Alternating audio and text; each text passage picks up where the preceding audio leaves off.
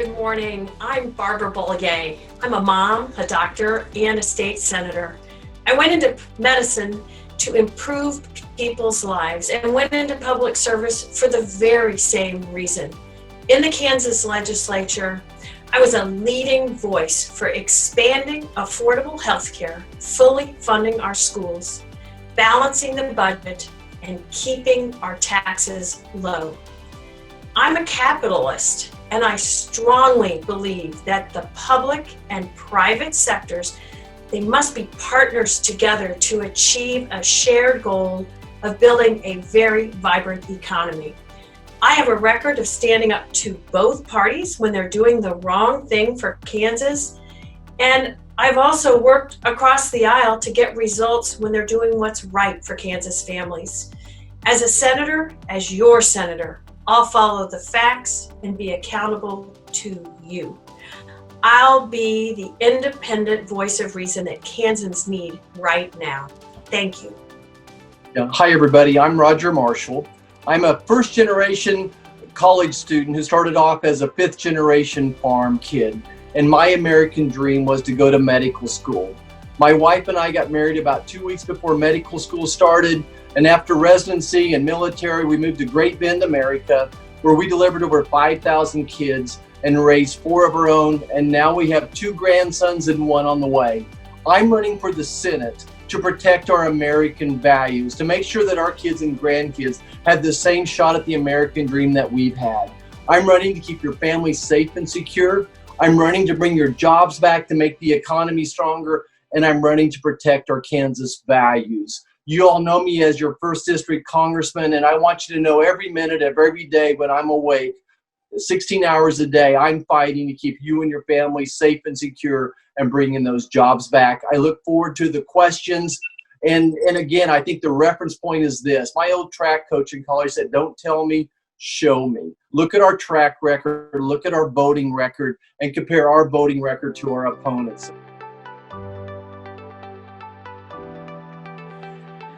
You know, I'm a doctor. I'm also a very independent thinker, and I always will work with anyone to solve problems, and we must have health care for our people. In the Kansas legislature, I'm known as a champion, not only for working to expand Medicaid for all these thousands of people that haven't had it, but to do things like end surprise billing and protect Kansans' ability to actually deduct their medical expenses from their income taxes. During this pandemic, we must follow advice of public health officials to stop the spread of this virus. That includes wearing masks, following social distancing, and listening to our local public health officials to make sure that people are cared for. It matters so much to our rural hospitals that Medicaid be able to be expanded, and that we move forward ensuring that all people have access to care.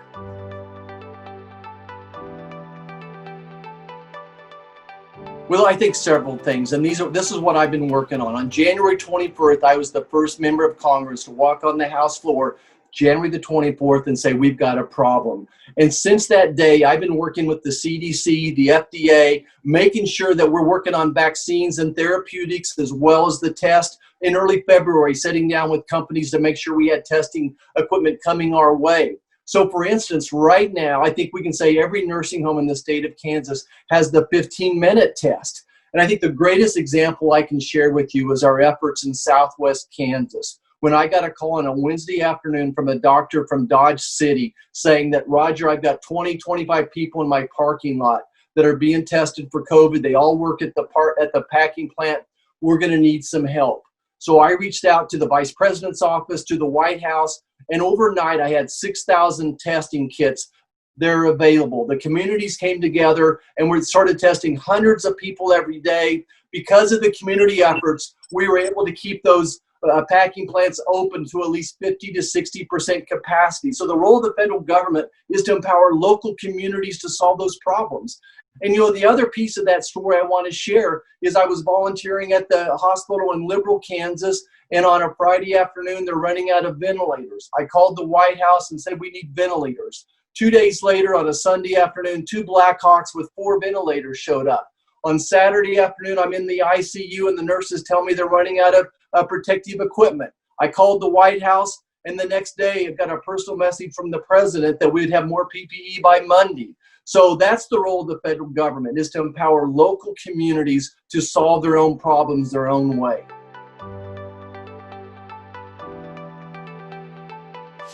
You know, it starts with working together. And I have been so disappointed to see that our federal Congress has been fighting, standing on either side, saying my way or the highway, and not getting things done. You know, I've heard really inspiring stories from around Kansas about businesses that are doing the right thing. And what needs to happen is we need to elect a U.S. Senator who will bring their voices to the table and listen to them. You and I both know that the private sector they are the best ones created to create jobs and help our economy stay stable. But, you know, our government needs to be a support system in those efforts. And it takes someone who's willing to work for all to make that happen. We need access to loans. We need right now PPP loans. We need capital for all kinds of people in small business so they can actually grow their businesses. We need unemployment benefits. We need a U.S. Senate and a Congress that will work together to get help to the people right now. Well, again, look and see what we've done, that we've worked so hard on. We built a great economy by lowering taxes and lowering regulations. My opponent and her party have promised to raise your taxes and increase your regulations. But in the meantime, we did some great programs specifically for COVID. And I think of the Paycheck Protection Program, which saved 500,000 Kansas jobs. We worked very hard also on funding to help agriculture get through these tough times. Literally, I think Kansas, my district in particular, had the third most money sent here for agriculture relief in the entire country, thanks to those one-on-one conversations that I started with President Trump over 3 years ago in the Oval Office. So, and then beyond that, we gave the state of Kansas $1.25 billion. We got $83 million worth of funding for testing as well for the state of Kansas. So I think, again, what can we do to empower local people, local states to grow their economy? But long term, I think what folks need to be looking at, who can best bring our economy back post-COVID? I hope I get a chance to talk about it, but I see the light at the end of the tunnel, that I see vaccines coming out this winter, maybe even by Thanksgiving time. So who do you trust to rebuild the economy? Republicans who want to lower your taxes and want to lower regulations. We got rid of Waters of the U.S. and the president sent the EPA administrator to Manhattan, Kansas to make that announcement because we worked so hard to get that WOTUS rolled back. So remember what the Democrats gave us when they were in control. They gave us the Waters of the U.S., they increased regulations, they gave us Dodd-Frank, and they gave us ACA, quadrupling regulations, strangling our economy.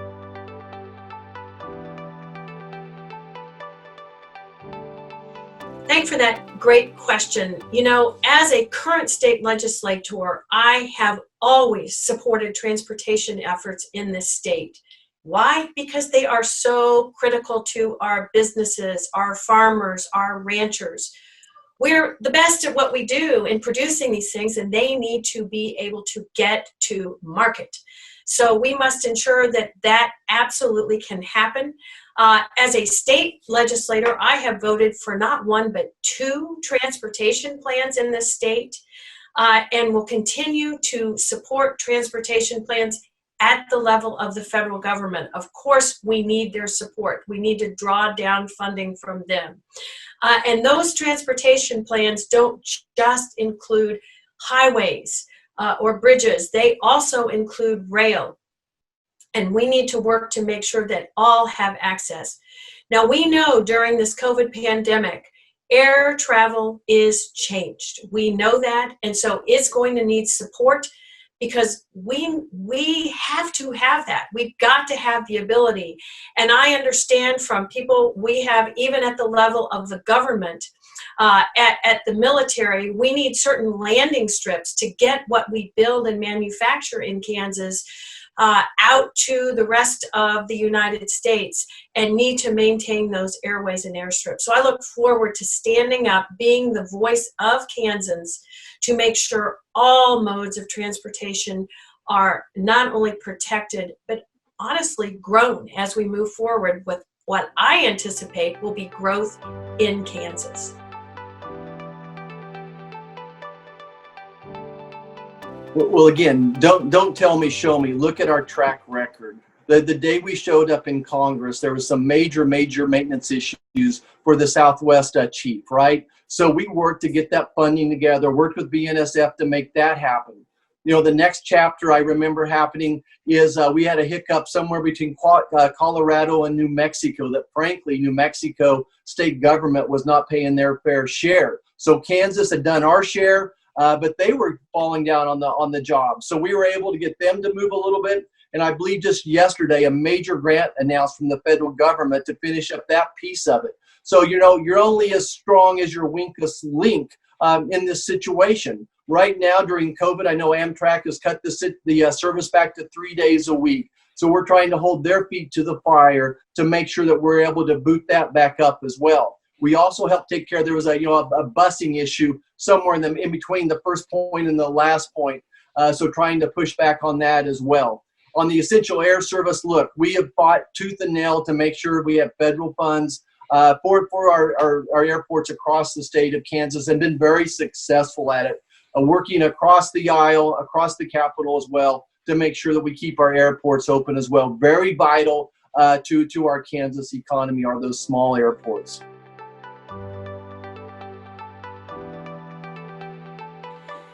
This is a critical issue for Kansans, not just for our rural economy and our rural people, but for all. Not everyone has access. We need funding. And I know as a state legislator, we want to enhance our broadband access.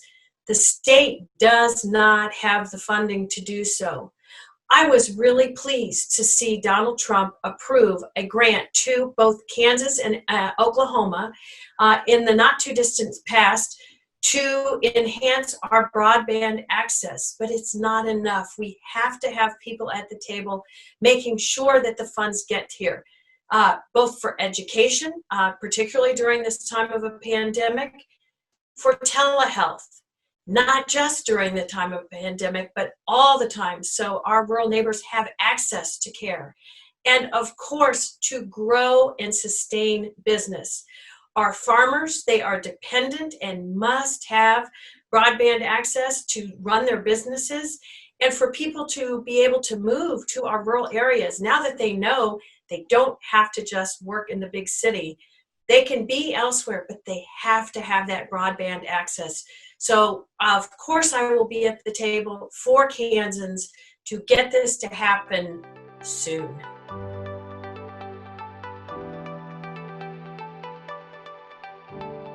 You know, again, not what will we do, it's what we've been doing. When I showed up in Congress, the first thing we realized we didn't have an accurate map of where there were problems. So we worked with Kansas Farm Bureau to make sure we've improved the map. It's not perfect. And then we wrote a farm bill, a strong farm bill, and everybody realizes a farm bill, how it helps with crop insurance. But we also appropriated about, I think, almost $700 million for rural broadband. And since then, the USDA Connect programs have come out as well, another couple $1 billion. We helped Southeast Kansas get a grant. Now we're working on other places throughout the state. And I think a real big talking point is we helped Kat Moyers from down there at Ulysses. I believe she's with Pioneer Communications. She's now like the vice chairman of the Rural Connectivity Board, working with the president. And so she's connected to Chairman Pai. She's got her finger on the pulse. So we have a Kansan from Southwest Kansas, one of the most powerful positions in the entire country for rural broadband, being our voice. And when she's our voice, she's got her fingers right there on the pulse of how we get those grant monies back to Kansas. We've really nurtured our relationships with these rural communications companies, and they're the fabric of our society. These are people that are going to be on your United Wayward with you. They're going to be at the soccer game, the football game with you on Friday nights. So we're listening to them to see what we can do to empower them to do their jobs and continue to improve rural broadband. We've worked so hard on the telemedicine portion of this as well through COVID. We made more progress in telemedicine in the past 6 months than we did in the previous, 6 years. So again, don't tell me, show me. So this is what we've been doing, and we realize is that high-speed interconnectivity is one of the pillars for rural America to survive. So it's a big priority for us.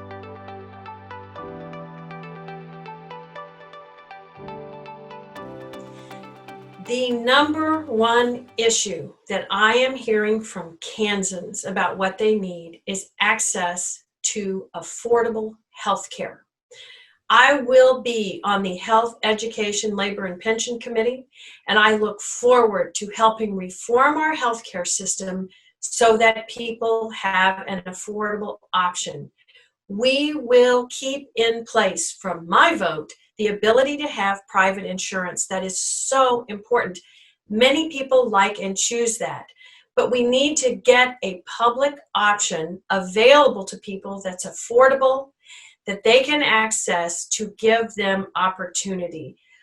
Healthcare, again, not just because it's a pandemic, because it's a moral obligation. And I will say that is something extremely different between myself and my opponent. He has not supported the ability to keep pre-existing conditions protected. He has voted against expanding Medicaid in the state, which is, he has stood against expanding Medicaid in the state and voted to end that opportunity. And it is, again, 80% of Kansans support that opportunity, particularly those in rural communities, so that their hospitals can survive.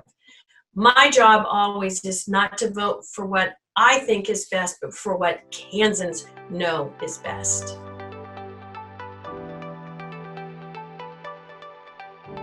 Well, that's a very broad question, and certainly we need to make the tax cuts permanent. So when we passed the legislation a couple years ago for the tax cuts, it ends in 10 years. I want to make those permanent, but I got to stop and just talk about health care. As a physician, I've helped run a hospital. I've overseen county health departments. We've worked so hard with the community health centers across Southwest Kansas, and I'm so proud of the work that they've been doing, working to keep rural hospitals open, protecting the 340B program. We increased funding for Medicare patients to rural hospitals last year as well. And then going forward, look, both parties want to repeal the ACA. The Democrats, Republicans want to repeal it. The Democrats want to replace it with Medicare for all. Government control of your health care. I want to replace it with patient control. I believe in empowering patients. I believe in the sanctity of the doctor-patient relationship. I want to give patients more control, more transparency, promote competition. I want to promote innovation. I want to allow patients to be consumers again. So look, healthcare is front and center for me in many ways. At the same token, we can't forget we've got another farm bill to write. So starting in a year or two from now, we'll start doing hearings on what that next farm bill is going to look like. And in 2023, this senator will be writing that farm bill. Look, we've had a seat on the Senate Ag Committee since 1968. And I pledged you that I'm committed to being on that Ag Committee. I've helped write one strong farm bill. I'm going to help write another one as well. The experience I've gained as a congressman is tremendous, but what's really important is my upbringing in agriculture. I'm still invested in agriculture. I understand agriculture. And to be frank, my opponent's not qualified to be on the Ag Committee. Thanks so much, very much, for having me today. And, I've always had great relationships with my local chambers, and I really look forward to building those relationships with you all in other parts of the state so that we can have very strong relationships. I think all of us know this is a very challenging and historic time for our country, and that is to say the least. I know many of you truly feel the weight of the world on your shoulders right now and have so many questions, and there's so much uncertainty, but I will tell you what is certain. We need a leader who will put politics aside and look at the facts, work with anyone to do what's right for our Kansas families. And that's what I've been doing my entire career. I think I said before, in the legislature, I worked with both parties to fund our schools, to expand Medicaid, to have balanced budgets, to keep our taxes low. And I will take that very same approach to Washington. To be clear, my opponent's record is very different. He is more interested in putting politics first. He actually voted against measures that would have made healthcare more affordable right now during a pandemic, and even opposed the additional help that our small businesses and struggling farmers need now. Kansans need this now. I have a different approach than my opponent, and that's why I've been endorsed by Senator Nancy Kassebaum and nearly 100 Republican elected leaders. I want you to know I will look at the facts, work to find common ground, absolutely listen to you. I'll be an independent voice who focuses on bringing people together to solve problems. We know that's something Washington desperately, desperately needs right now. Thank you so much for taking the time to listen today. I ask for your vote, and I look forward to getting to work for you. Of course, thank you. God bless all of you. Wow. You know, there are powerful times today, challenging times out there. We have a pandemic that has ravaged this country. It's ravaged our physical health. It's ravaged our mental health, our emotions, our economy. We have wildfires, there's riots. What else is going on? Oh, we have a presidential election this year and a Supreme Court nominee. And what it comes down to me is protecting Kansas values. That, you know, Kansans want a conscientious, pro-life person of faith that doesn't write laws in the Supreme Court. We want them to apply the law. We don't want them to legislate from the bench. And Amy Coney Barrett's that person, a mother of 7, incredibly bright woman. I think the passion, the compassion that she's going to bring to the Supreme Court will just be incredible. And we need to move forward. That this is why we elected a Senate majority, is for such a time as this. And this is why President Trump was elected, was to nominate, and now the Senate to confirm pro-life, people of faith, conscientious judges, Supreme Court justices that will apply the law and not write it. So I think that's a big difference between myself and what the Democrat Party believes in. The Democrat Party wants to take away your freedoms. The Democrat Party wants to take away your freedoms of speech, of religion. They want to take away your Second Amendment. They want to liberalize late-term abortions, and they want a federal judge that'll rubber stamp the laws that they write that would break our Constitution. And that's why this election is so important, and it's so important that we keep a Republican Senate majority. If we don't keep a Republican Senate majority, then our value system as Kansans will go out the wall. The Green New Deal would be the end of Kansas agriculture and the end of the Kansas oil and gas industry. Medicare for all would take away health care for seniors. It would take away the health care you get through the job. It would take away the health care that veterans get. It would use federal funds for abortion as well. And not to mention, it would double, maybe triple the national debt. So this is a huge election. Every election is important. This one sure has a lot riding in us all. And I just want to encourage everybody to get out and vote. I don't care whether you vote by mail. I don't care if you early vote. If you do what most of us do, go on election day and vote. But there's early places to go get the voting done as well, I think in a safe, reliable fashion. You know, my message of hope. I'm going to close with this, just a message of hope. I can see the light at the end of the tunnel. I sat down with Vice President Pence recently, Secretary HHS Azar, the Warp Speed team, and I truly, truly believe that we're going to have a vaccine for the vulnerable by Thanksgiving time, a vaccine for the rest of us who want it, and that's a decision between you and your doctor, not the CDC and you. For those of who want it, I think by the end of the year. At the same time, we're developing incredible therapeutics out there, new medicines. We have the best doctors and nurses in the world, that we've taken the mortality from 4% down to 0.4%. For young adults, children under the age of 25, the chances of dying from this virus is 1 in a million. Meanwhile, let's take care of the vulnerable. So half the people dying are in nursing homes. We're getting that point of care testing, that 15-minute test to every nursing home in the state of Kansas. We have the new therapeutics as well. So listen, we're winning the battle. We're getting the economy reopened safely, responsibly. We're figuring out ways to get our kids back to school. Thank you to all of you who have worked through the virus, who have put your lives on the line, whether you're working in the food packing plants, whether you're a police officer, a nurse, a doctor, so many people working every day. Agriculture didn't miss a day of work. So thank you to all you folks who have kept the energy coming, who have kept food on our tables. We're going to win this battle. This is our generation's time to stand up, to be patriots, to use some common sense, respect the virus, but there is a safe and responsible way to get our kids in school, a safe and responsible way to do our job. So just wish everybody a great day, Godspeed, and be safe. Thanks for having me on.